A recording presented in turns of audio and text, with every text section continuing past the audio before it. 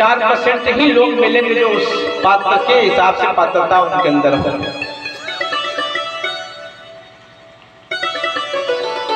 लेकिन चलो, जैसे किसी व्यक्ति को मधुमेह शुगर की बीमारी हो जाए, अब वो कहे डॉक्टर साहब से, डॉक्टर साहब मुझसे तो मीठा उठा छूटेगा नहीं, और डॉक्टर भी कहेगा कि ठीक है तुम जाओ, नहीं छोड़ोगे तो। लेकिन जो कुशल डॉक्टर होगा तो कहेगा चलो मीठा नहीं खाते हो, अरे मीठा नहीं छोड़ोगे खाना, कोई बात नहीं, ये दवा लो, दवा खाते रहना, डोज बढ़ा करके दवा देगा कि भाई ठीक है तुम तो मीठा नहीं छोड़ोगे, पहले तो तुमको बीमारी है शुगर की, मधुमेह की, तो उससे तो तुम पीड़ित हो, उसके ऊपर से तुम परहेजी भी करते हो, तो बद परहेजी से तुम्हारे शरीर को तो नुकसान होगा ही होगा।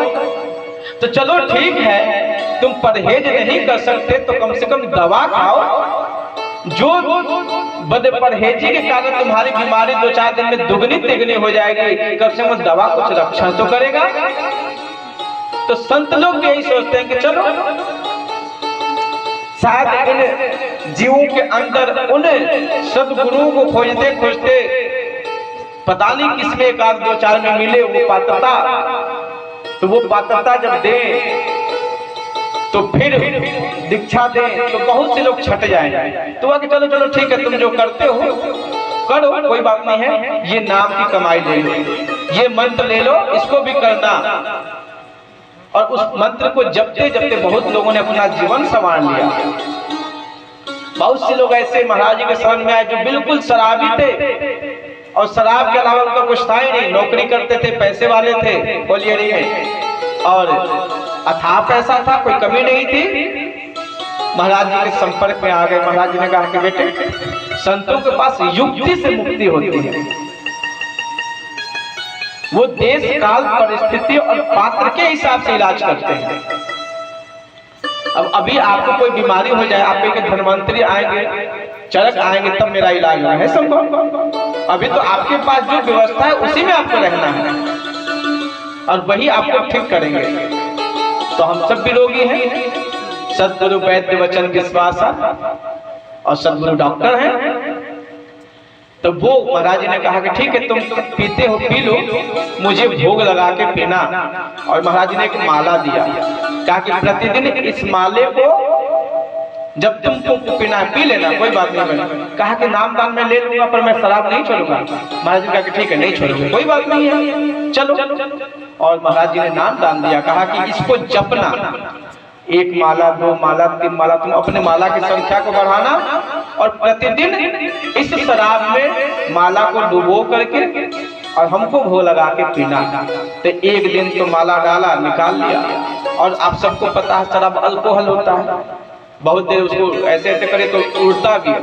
तो एक बार 2 बार कहा कि बेटा तुम माला जपोगे ना? तो हाँ महाराज जी जपेंगे। तो ठीक है, तुम शराब पीना, 1 2 4 10। महाराज जी ने कहा कि तुम प्रतिदिन अपने माला की संख्या को बढ़ाना, एक दिन 1 बार जपना, दूसरे दिन 2 बार 3 बार, और जब जब जपना तो उसमें डुबा देना। एक दिन बेचारा ऐसे जपते जपते 11 12 15, अब जब 1-1 घंटा माला जपने लगे, तो जपते जपते तो मन भी पवित्र हो रहा है, और इधर शराब जब पीने की आदत, तो शराब भी पीता था, तो अच्छा था कि चलो शराब पी लिया, मन अवरोध में है, माला भी जप रहे हैं, चाहे जैसे तैसे जप रहे हैं। लेकिन शराब की मात्रा धीरे धीरे कम होने लगी, माला डालते निकालते उड़ने लगा। तो एक दिन ऐसी स्थिति आ गई कि शराब थोड़ा सा बचा, और देख के कहा कि अरे महाराज, क्योंकि गुरु जी तो सब सरबवा ऐसे ही बता दिए कि सब आधा तो उड़िए जा रहा है, खत्म हो जा रहा है। एक दिन मन में आया कि यार, एक तो शराब भी आधा हो गया, और महाराज जी ने कहा था कि एक ही बार लेना, दोबारा डालना नहीं, और भोग लगा के पीना। अब बताओ, मैं तो कितना पापी हूँ। ये अनुभूति कब हुई? नाम जपते जपते, नाम जपंते मुक्ति पायो, है ना? सबरी अहिल्या सदन कसाई।